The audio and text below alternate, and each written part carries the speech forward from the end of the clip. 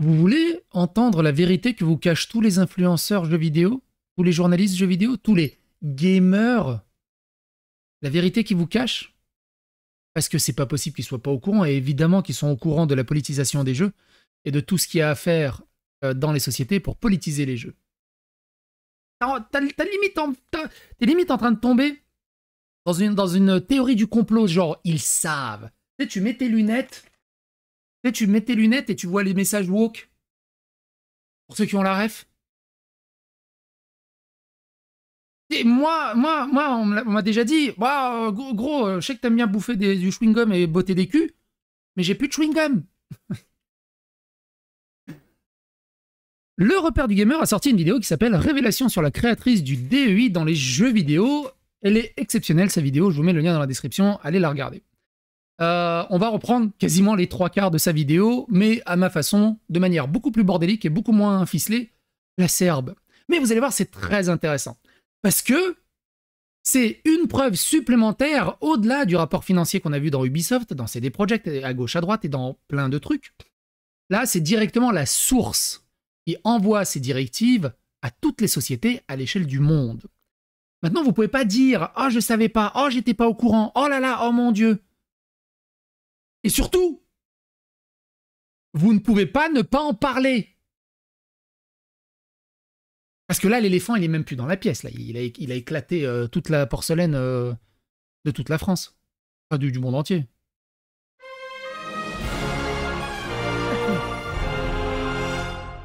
Attention, please. Mais il vient d'annoncer en grande pompe l'arrivée du DEI. Bah, le DEI est un système mondial de forcing. Et leur objectif, c'est 2030. Que 2030, ça soit mondial. On va en parler justement. Alors, ça va être un peu décousu, mais vous allez voir. Vous allez voir. Il y a un truc qui est intéressant juste ici. Là. À propos des ODD. Alors ça, ces petits logos, on les a vus dans les rapports financiers. Chaque objectif des Nations Unies, de la Commission Européenne et de ça, présente un truc. Genre lutter contre la faim dans le monde, lutter contre la pauvreté dans le monde, lutter contre la santé, lutter pour l'écologie du coup. Et nous, ce qui détruit les jeux vidéo, ce qui détruit les œuvres culturelles, les comics, les films et tout ça, c'est dans le numéro 5. C'est dans le gender equality. C'est là-dedans. C'est ça. Donc souvent, ils vous disent « Ouais, mais nous, on est bien, on lutte pour l'écologie. T'as rien contre l'écologie? Ouais, mais dans ton écologie, t'as un petit truc qui est en train de détruire tout ce qu'on aime, en fait. » Et ces ODD datent du 2016. Et ce qui est pas con, hein. Le 1er janvier 2016, les 17 objectifs du développement durable, ODD de l'agenda 2030, pour le développement durable, adoptés par les dirigeants mondiaux en septembre 2015 lors du sommet historique de l'ONU, sont officiellement entrés en vigueur. Au cours des 15 prochaines années, avec ces nouveaux objectifs qui s'appliquent universellement à tous, les pays mobiliseront leurs efforts pour mettre fin à toutes les formes de pauvreté, lutter contre les inégalités et s'attaquer au changement climatique, tout en veillant à ce que personne ne soit laissé pour compte. Les ODD, également appelés objectifs mondiaux, s'appuient sur le succès des objectifs du millénaire pour le développement des OMD et visent à aller plus loin pour mettre fin à toutes les formes de pauvreté. Ça, c'est le truc de base. C'est pour ça que dans Ubisoft et dans CD Projekt, on retrouve cet objectif de 2030. Ubisoft va devenir le leader de l'inclusivité et de la diversité pour 2030. CD Projekt aussi à ça. Ça date de l'ODD. C'est pour ça aussi que énormément de jeux, là, depuis 2020, sont extrêmement woke. Parce que quand ça a été pris en route, le temps que ça arrive dans les sociétés, le temps que les jeux se développent, un jeu ça prend 2, 3, 4, 5 ans à se développer, pour qu'on voit cette application-là. Donc on a toujours un effet de latence. Le développement durable au service du jeu. Il y a des choses intéressantes à prendre en considération ici. 2, et aussi, je vous disais, il y en a un, il me disait, mais pourquoi il s'intéresse autant aux jeux vidéo? C'est juste un loisir. Ce que les gens oublient, c'est qu'on a fait des vidéos là-dessus il y a très longtemps maintenant, mais si je dis pas de bêtises, le chiffre d'affaires mondial du jeu vidéo, c'est 200 milliards de dollars par an, ou un truc comme ça, c'est gigantesque. L'industrie du jeu vidéo est supérieure à l'industrie de la musique et du cinéma, cumulé. c'est gigantesque. Tu as 2,2 milliards de gamers, c'est gigantesque. Donc forcément, pour eux, c'est une opportunité pour travailler sur nous. Écoutez ça. 2,2 milliards de personnes dans le monde jouent activement aux jeux vidéo, soit près d'un tiers de la population mondiale et 2 fois plus de personnes qui utilisent l'application de messagerie gratuite WhatsApp. Cependant, cette idée fausse courante à propos des jeux vidéo est de penser qu'ils sont principalement pratiqués par les jeunes hommes. Les recherches montrent que les jeux sont pratiqués de manière égale, les différentes tranches d'âge, race, sexe. Cependant, une forte différence est constatée dans les types de jeux auxquels jouent les différents publics. Récemment, il y a eu une enquête du CEL qui disait, comme d'habitude, il y a 50% d'hommes gamers et de femmes gameuses. Ouais, mais sauf que pour les femmes gameuses, ils comptent les smartphones, en fait, et au bout d'un moment, ça sert à rien. C'est pas parce que t'as fait 3 niveaux sur Candy Crush le mois dernier que t'es une gameuse. Et donc, ça fausse complètement les stats. Par contre, là, il y a une stat très intéressante. À titre d'exemple, seulement 7% des femmes jouent à des jeux de tir dans le monde. Ça, c'est une stat beaucoup plus crédible. L'explication est simple. Alors, par contre, l'explication, accrochez-vous à vos slibards lotards. L'explication est simple. Les femmes, et particulièrement les femmes de couleur, parce que tu vois, là, on voit les femmes de couleur quand tu es au micro, tu vois, sont le plus souvent rabaissées et objectivées dans les jeux de tir, si tant est qu'on les trouve.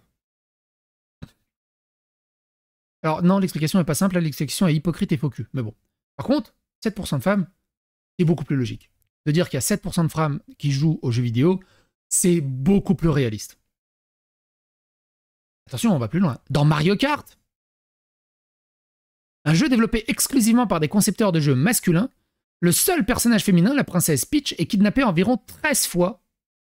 Ah oui, elle est kidnappée dans Mario Kart. 13 fois. Et toujours sauvée par Mario, un personnage masculin. La solution à ce problème repose sur l'inclusion. Prenons l'exemple de Lara Croft. L'un des personnages de jeux vidéo les plus célèbres de tous les temps. En 2013, elle a été transformée pour devenir moins sexualisée et objectifiée que ses précédentes représentations. Cela a été fait en intégrant des développeuses dans la stratégie de conception du jeu. En d'autres termes, en incluant des femmes à la table de la décision, des clés du jeu ont été prises. Je me souviens de tous les débats. Ouais, théorie du complot, ça y est, on a diminué ses nichons, t'es juste un sexiste dégueulasse. Il n'y a aucune preuve que... Elle est là, la preuve, elle est noire sur blanc. Elle est noire sur blanc. La désexualisation de Lara Croft est purement politique. C'est tout. Il n'y a rien, il n'y a pas d'autre choix. Il n'y a pas d'autre choix. Maintenant, ils vont te dire, ouais, mais de toute façon, on s'en fout. Mais à ce moment-là, si tu t'en fous, qu'est-ce que tu t'en foutais qu'elle avait des gros nichons? Ferme-la. De toute façon, si le jeu est bon, non, ça compte plus, ça. Ouais, mais de toute manière, si le jeu est bon, ça... Non, ça compte plus, ça. Ça compte plus, ça. Traitez le sujet. Il faut absolument que vous parliez de ça. Et je m'adresse à vous, les gros influenceurs, journalistes JV ou même influenceurs JV. Il faut aborder le sujet. Il faut aborder l'éléphant dans la pièce. Au bout d'un moment, il faut arrêter de déconner. L'importance de l'inclusion dans la conception des jeux a également été démontrée par des recherches qui montrent que lorsque les équipes de concepteurs de jeux sont plus diversifiées, en termes de race, d'orientation sexuelle, de religion, d'âge, de sexe, etc., les jeux créés sont plus inclusifs.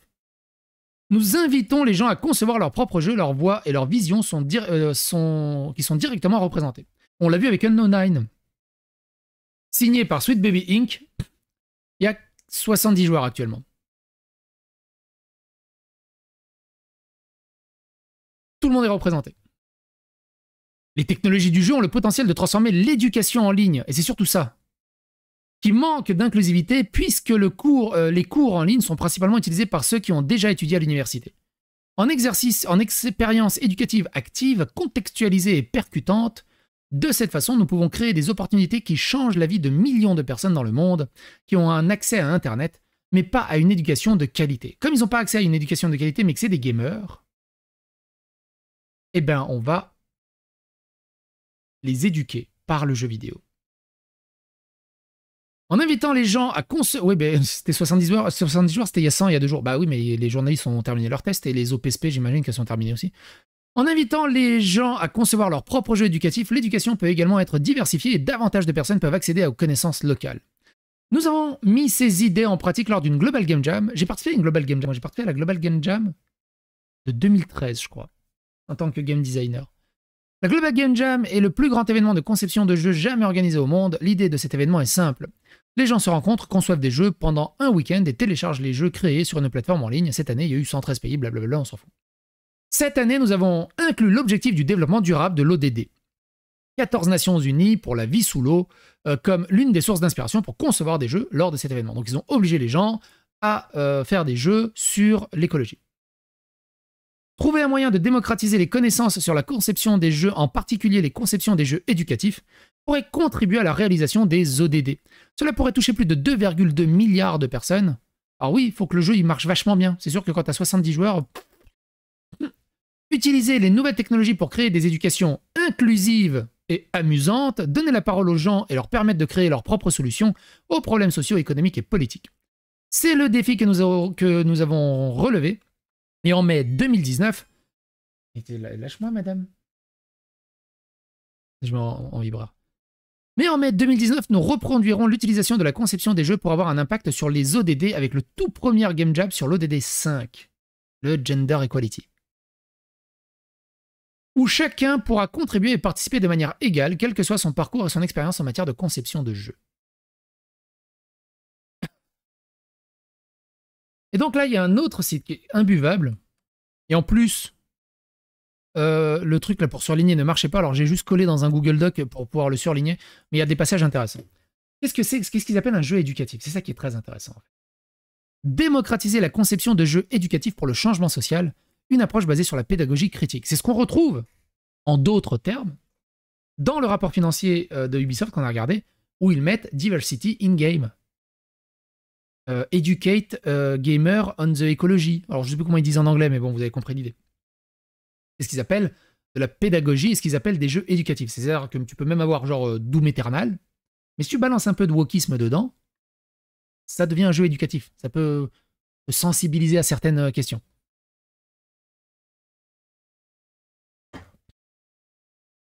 L'analyse actuelle vise à étudier l'impact de l'utilisation des TIC sur les réussites des élèves. Les jeux numériques peuvent être utilisés comme des outils éducatifs pour lutter contre les inégalités structurelles et promouvoir la justice sociale. C'est l'objectif pour 2030 des DEI pour toutes les sociétés.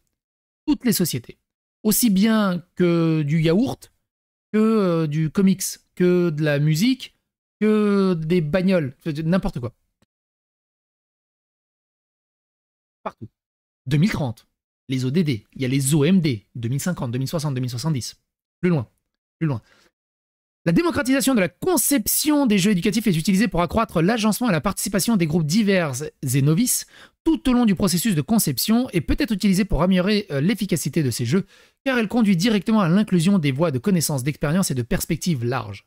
Cette recherche a adopté une méthodologie de recherche basée sur la conception pour créer, évaluer et valider 13 principes de conception afin de démocratiser la conception de jeux éducatifs pour le changement social. C'est aussi pour ça que les jeux arrivent plus à écrire, et des jeux, les histoires, les comics arrivent plus à écrire des bonnes histoires. Parce qu'en fait, le but principal, c'est ne pas faire un bon jeu ou de faire une bonne histoire, c'est de valider ces 13 principes de conception et autour, tu brodes un jeu et une histoire qui tient à peu près la route.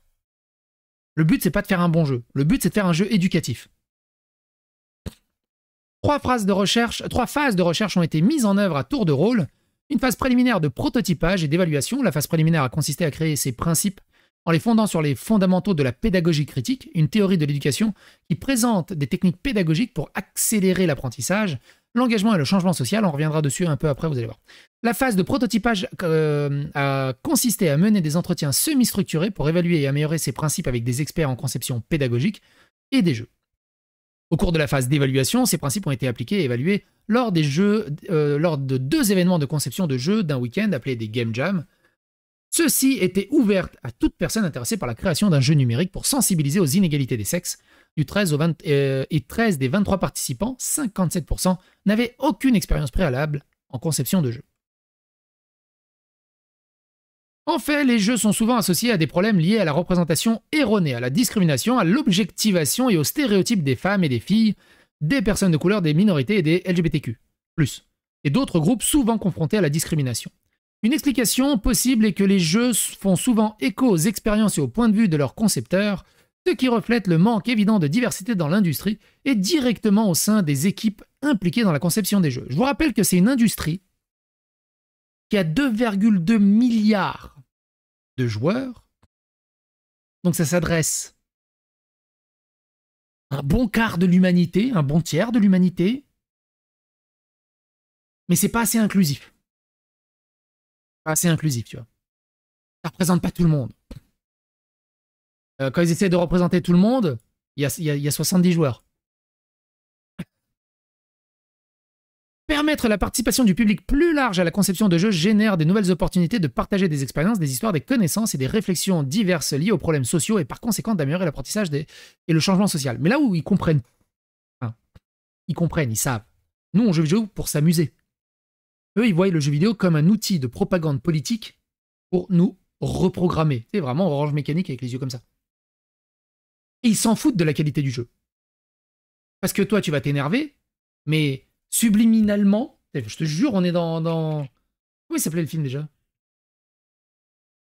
Il s'appelait comment le film là déjà J'ai perdu le nom. J'ai perdu le nom. Enfin, là où il y a Obey et tout. On est là-dedans. On est vraiment là-dedans. C'est ça qui les intéresse.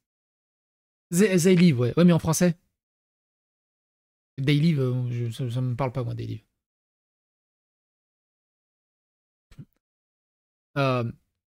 Et donc, tout ça pour dire, ils s'en foutent de faire des bons jeux. C'est de faire de la propagande. Faire de la propagande. Ça, c'est grave. Et ça, t'as encore des pignoufs qui te disent « Ouais, mais moi je m'intéresse qu'aux jeux vidéo, je comprends pas trop la politique des studios et tout ça, c'est pas spécialement important. » Si, c'est important. Non. Si, quand tu dis « Ouais, mais regarde, l'écriture est mal faite. » C'est à cause de ça. Ouais, mais regarde, il y a des bugs et tout, on va juste patcher. Non, non, il y a des bugs et tout. C'est à cause de ça aussi. Parce qu'il se base plus sur le talent. Il se base sur les prérogatives DEI pour faire de la diversité et de l'inclusion. Invasion Los Angeles, merci HP Calmeno. Les stratégies de démocratisation de la conception de jeux peuvent être utilisées pour s'attaquer aux problèmes liés à la fausse représentation et à la fausse représentation. 2,2 milliards de joueurs. Ça a dépassé l'industrie de la musique et du cinéma. Fausse représentation. Ça parle pas à tout le monde, tu vois. À la sous-représentation, à la discrimination dans la conception des technologies, car elles peuvent conduire à accroître l'autonomie et la participation des groupes divers et novices tout au long du processus de conception. Cet article présente un ensemble de 13 principes de conception visant à permettre au public novice de comprendre comment concevoir des jeux éducatifs, visant à améliorer la pensée critique et à favoriser l'apprentissage des changements sociaux. Fondés sur les fondamentaux de la pédagogie critique de Frère de 1960, ces principes de conception ont été créés, évalués et validés de manière itérative selon une méthodologie de recherche basée sur la conception de Brown, Collins 92. Et moi, Frère, ça me disait quelque chose, putain. Pour les 2-3 du fond, et il me reste rien. Hein. Pour ça, c'est pas un argument d'autorité. Hein. Il me reste rien, c'est 2-3 molécules qui me restent. J'ai fait une université de sociologie, d'anthropologie et de sociologie des religions. Il me reste rien. Mais Frère, ça me disait quelque chose. On va revenir dessus juste après. Ces principes de conception ont été créés, évalués et validés de manière itérative selon une méthodologie de recherche basée sur la conception Brown de 92 et de Collins de 92. Les principes de conception ont été étudiés et appliqués aux moyens d'entretien semi-structurés et lors de 2 événements d'un week-end appelés la Game Jam qui visaient à concevoir des jeux en peu de temps, le Cultima 2015, et organisés sur le thème de l'égalité des sexes. La Game Jam ont fourni des conseils et un soutien aux participants pour élaborer leurs propres idées et expériences de vie afin de créer un jeu qui remettait en question de manière critique les structures de pouvoir, les inégalités structurelles. Alors moi j'ai participé, je crois que c'était la Game Jam de 2013. De toute façon, j'en ai fait un reportage à l'époque.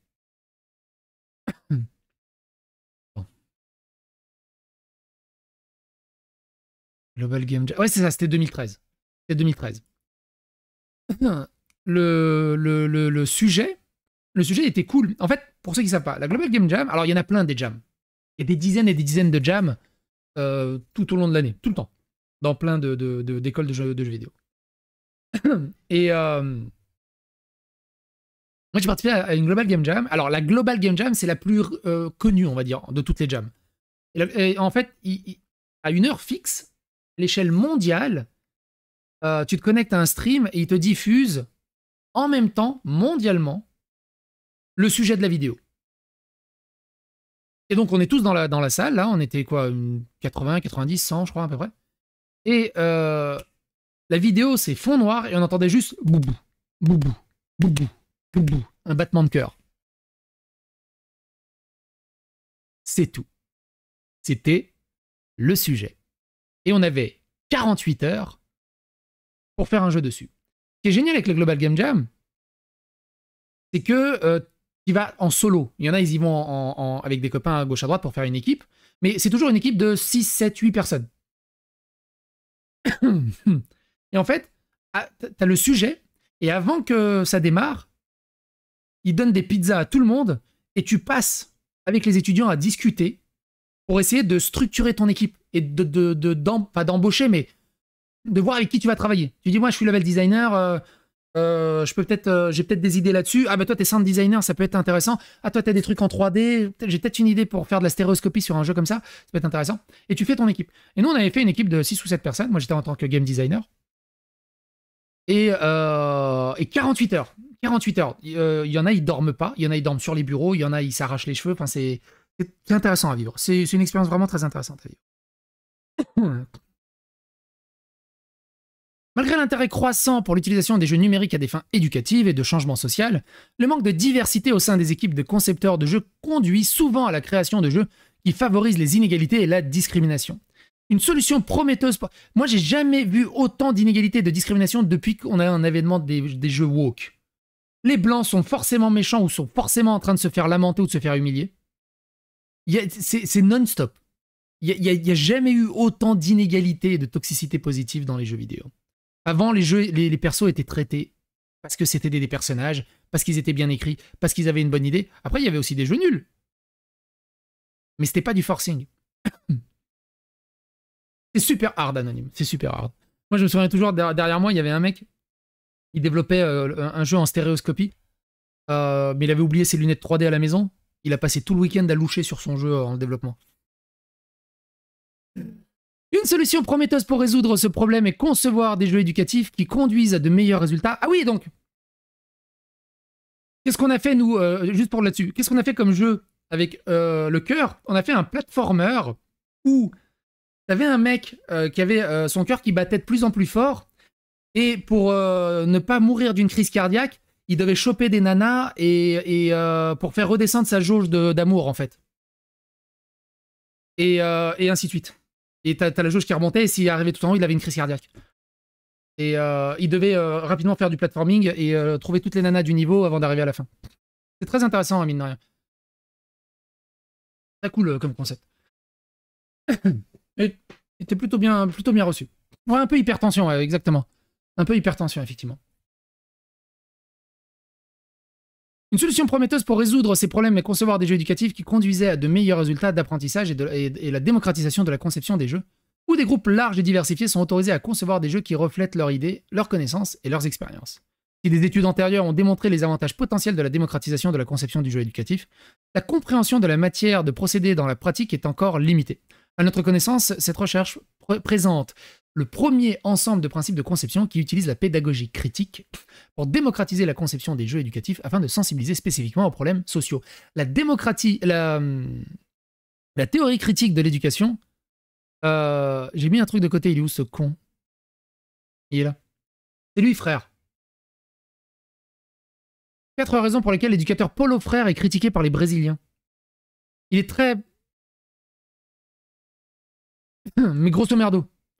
L'une des principales critiques adressées à Paulo Freire est que sa théorie et sa pratique pédagogique sont fortement influencées par sa position politique de gauche. Certains l'accusent d'utiliser l'éducation comme un outil pour promouvoir un agenda politique spécifique, arguant que son approche donne la priorité à la conscience politique plutôt qu'à d'autres aspects de l'apprentissage. C'est sur ça que se base la DEI. Sur l'endoctrinement, grosso merdo. La méthodologie de Freire, basée sur les concepts d'éducation libératrice, et la valorisation du dialogue est critiquée par certains qui la jugent utopique et peu pratique.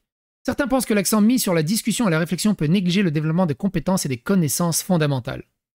Certains critiquent le fait que l'œuvre de Frère présente un parti pris idéologique qui, selon ses détracteurs, favorise une vision unilatérale du monde et empêche la libre expression de différentes perspectives et opinions. Ce qui est particulièrement souligné par ceux qui ne sont pas d'accord avec son approche politique et la considèrent comme préjudiciable à l'éducation. Paulo Freire est surtout connu internationalement pour ses travaux de l'alphabétisation des adultes, notamment dans le contexte de l'Amérique latine. Cependant, certains critiques soutiennent que ces méthodes pourraient s'avérer inefficaces dans des situations d'alphabétisation de masse, en particulier lorsqu'elles sont appliquées aux enfants, et que d'autres approches pourraient être mieux adaptées à ces situations. Voilà, donc lui, c'est la base. Ultra-gauche, comment on peut, au travers de l'éducation, matrixer les gens pour avoir une seule pensée politique, uniquement, comme des robots. Des robots. Comment éduquer sur un système de pensée? C'est vraiment Orange Mécanique. Les Nations Unies, c'est ça, c'est eux. Alors on va pas répéter, hein, mais grosso merdo, les principes sont au cœur des objectifs. Des ODD sont également à l'origine de la nouvelle promotion des défenseurs des ODD, nommée aujourd'hui par le secrétaire général des Nations Unies, Antonio Guterres. Ces 17 personnalités influentes se sont engagées à sensibiliser, à inspirer une plus grande ambition et à faire pression pour une action plus rapide sur les ODD, qui ont été adoptés par les dirigeants mondiaux le 25 septembre 2015. Les États membres des Nations Unies ont convenu d'atteindre les ODD d'ici 2030. Pour créer une dynamique en faveur du développement transformateur et inclusif d'ici 2030, les défenseurs des ODD du secrétaire général utiliseront leur plateforme et leur leadership unique pour inspirer une mobilisation transversale de la communauté mondiale. En unissant nos forces pour atteindre nos objectifs, nous pouvons transformer l'espoir en réalité sans laisser personne de côté, a déclaré la coprésidente du groupe des défenseurs des ODD et la première ministre norvégienne Erna Solberg. C'est une période de grand espoir pour le monde. Si nous travaillons intelligemment ensemble et maintenons le cap, nous pourrons sortir des millions de personnes de la pauvreté et entendre considérablement les services sociaux de base à un plus grand nombre d'ici 2030, date butoir des ODD. Eux, c'est ça, hein, leur objectif. Mais dans cet objectif, c'est défoncer toutes les œuvres d'art, les jeux vidéo, la culture. A déclaré Nana Ado Dankawa Akufo-Addo, coprésidente des défenseurs des ODD et présidente du Ghana. Dedans, on retrouve son Excellence, Sa Majesté, Son Altesse Royale, Son Altesse... Il y a beaucoup de royauté, étonnamment, là-dedans, pour essayer de t'apprendre des trucs. Il y a Richard Curtis, il y a Jack Ma, fondateur d'Alibaba. Alain Morabit, on va en parler après. Forrest Whitaker, il est là. Il est fondateur et directeur général de la Whitaker Peace Development Initiative. Il y a Son Altesse Royale, princesse héritière. Il y a l'ambassadeur... Il y a Lionel Messi qui est là aussi. Il y a Shakira qui est là aussi. C'est fou. Il y a le vieux là aussi, je sais plus comment il s'appelle le vieux là. Il a une tête, il me dit quelque chose sa tête. Évidemment, Justin Trudeau est là aussi. Tout est relié. Tout est relié. Ils ont un objectif politique pour 2030. Pour rééduquer l'humanité.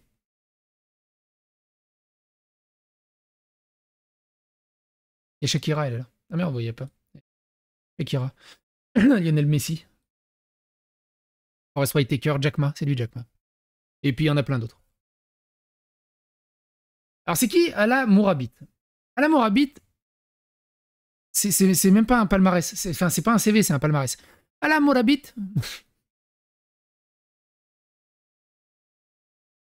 Ah, l'amour habite.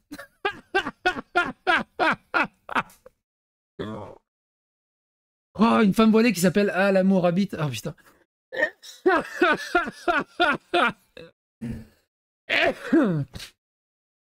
Écoutez son palmarès. Ala Mourabit est une experte mondiale en matière de santé, de développement durable, de sécurité inclusive et d'éducation de filles. À 21 ans, elle a fondé The Voice of Libyan Women, travaillant sur la sécurité inclusive, les processus de paix et la consolidation de la paix soutenue par la foi, aux côtés du président Jimmy Carter, de Leima, de Gobowi et d'autres. Allah est également médecin et diplômée de la London School of Economy. Allah a été nommée prestigieuse Harvard Radcliffe Fellow en 2021 et occupe actuellement le poste de directrice des programmes mondiaux du plaidoyer et des communications à la fondation Gates. Bill Gates. Elle est une enquêtrice sur les violences sexuelles et sexistes certifiée par la Cour pénale internationale de la Haye. Elle a conseillé plus de 40 pays au niveau des chefs d'État et des ministres et a occupé des postes de direction chez Phase-One, Impact 2030 et l'Omnis Institute. Elle est membre fondatrice du traité international sur la violence sexiste au Card Center de l'université de Harvard. Elle a reçu plus de 100 distinctions et prix dont le prix Young Global Leader de Forum économique mondial, le CNN Leader, le prix Trust Woman Hero of the New York Times, le prix Harvard Law Woman Inspiring, le Change, le prix Wikipédia Global Leader, le prix BBC Top 100, le prix Forbes 30 Under 30, le prix Global Citizen, le prix Wired World Global Such Leader, le prix Nelson Mandela International Changemaker 2018, le prix Aspen Institute Spotlight Scholar, le prix Canada 2021 Woman of Impact, le prix YMCA Distinguished Community Service Awardee, le prix MIT Media Lab Director Fellow et le prix du gouvernement canadien de 100 femmes les plus influentes de l'histoire. Elle est nommée au Sénat canadien, a reçu la Croix du service méritoire du Canada, a été nominée pour le prix Nobel de la paix et a reçu le prix humanitaire international Marisa Bellisario du président de la République italienne et du ministre des Affaires étrangères. Son travail a été reconnu par Forbes, la BBC, CNN, Vanity Fair, Al Jazeera, PBS, NPR, le New York Times, Wall Street Journal, le Financial Times, le Times of India, The Guardian, The BBC, de Bloomberg, YouTube Wire, CTV, The Boston Globe, Jon Stewart et bien d'autres. Elle fait caca quand? En fait, c'est la présidente du monde. C'est la présidente du monde.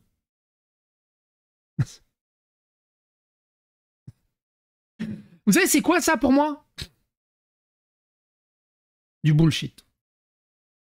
Ils ont mis une icône et ils lui balancent un max de prix et c'est juste devenu un plot VLC. Et ils lui balancent plein de trucs. C'est impossible humainement que quelqu'un arrive à faire tout ça.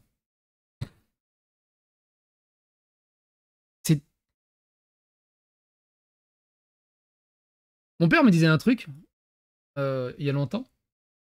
Il me disait, ouais, regarde, je veux dire, putain, t'as vu ce joueur de foot, il est super bon. Il fait, non, non, non, non, non. Il est bon parce qu'on veut qu'il soit bon.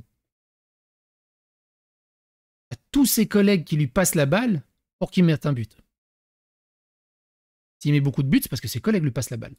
Il est bon parce qu'on a décidé que ça devait être lui qui devait être bon. Bon, après, toute demi-mesure, vous comprenez, vous voyez là où je veux en venir. On est bon déjà de base. Mais de gonfler le CV, tu vois. Bref. Et vous, qu'est-ce que vous en pensez de tout ça? N'hésitez pas.